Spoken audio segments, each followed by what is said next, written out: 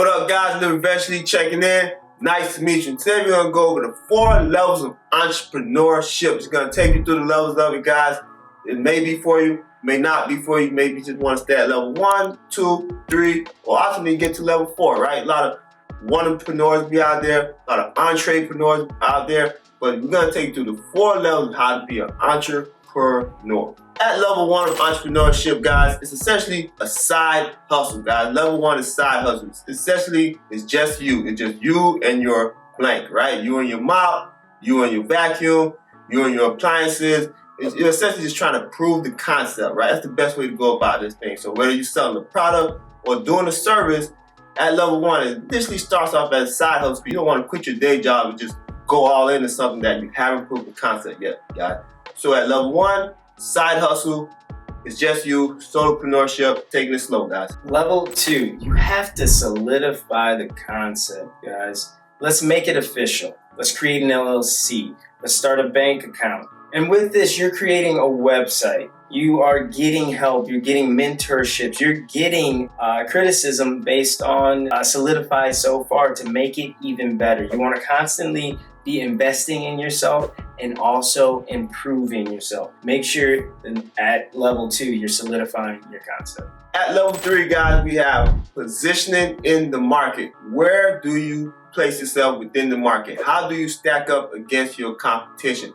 Level 3 is very important because this is make or break for your company. Are you a high-end business or are you kind of like that mid-tier, high volume? You know, you want to focus on how many clients that you get at a time. Or are you more so keeping it at a boutique level where you got your 5 to 10 high-end clients paying special money at a special rate for your niche service, or are you kind of run-of-the-mill within the pack? And also at level 3, this is where the hate and the slander are going to come in at you. So-called friends, family members, maybe you should quit. You're going to start having more doubt. You're going to start second-guessing yourself. Like, is it really worth it? Should I just quit this and go on and do other things, right? So level 3 is the most important because it's going to be make or break, and you're going to be faced with a lot of adversity during this time. But if you stand tall, stand firm, and really get an understanding of your market, your industry, and where do you fit, you do just fine. But again, there's a lot of adverse factors ahead of you at level 3, so you're going to be there for a while. All right, lastly,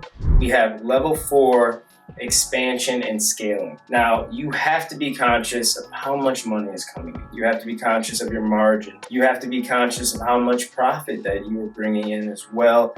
And if you are able to scale. Now, scaling comes at a great risk and cost because now you are depending on more and more people to make sure that your business is running properly.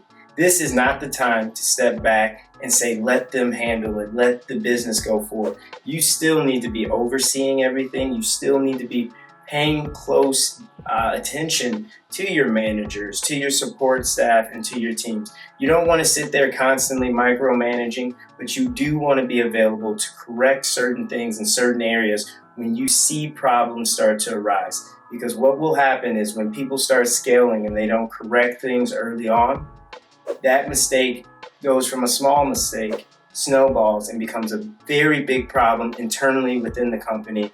And then you may have to fire a number of people, or it may cause your company terrible turmoil to where you may even have to close a branch of your company, the entire company. It may bring heartache onto you. Also, guys, are you able to scale? Do you want to scale? Do you want this added pressure? Do you want this weight on your shoulders? You have to ask yourself these questions because scaling comes with a large realm of responsibility, and you want to make sure that you're capable and you're willing and able, and you want it more than ever before because it is a lot of work, but it is very rewarding. So, like we just touched on, is scaling something that you really want to do, right, guys? You could be anywhere from a lower tier where you got anywhere from 2 to 3 employees doing $200,000 a year with a 50% margin, which puts you at $100,000 a year. Or you can scale up to a business where you're doing $2 million a year, and then you're only making 10% margin, talking about take home money for yourself and still do that same $200,000, right? So really want to weigh your pros and cons when it comes to scaling. Man, scaling is really important.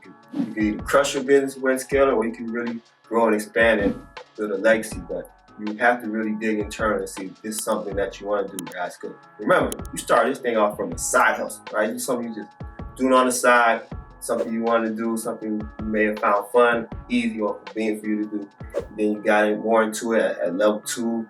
Where it's like, okay, this is something I'm starting to pick up some momentum. Then you got to level 3 where you had to really deal with adversity and understand your market. And then now you're at level 4 where it's that crucial time to scale or not to scale. So there you have it, guys. 4 levels of entrepreneurship. Live eventually. Like, comment, subscribe below. The world is yours.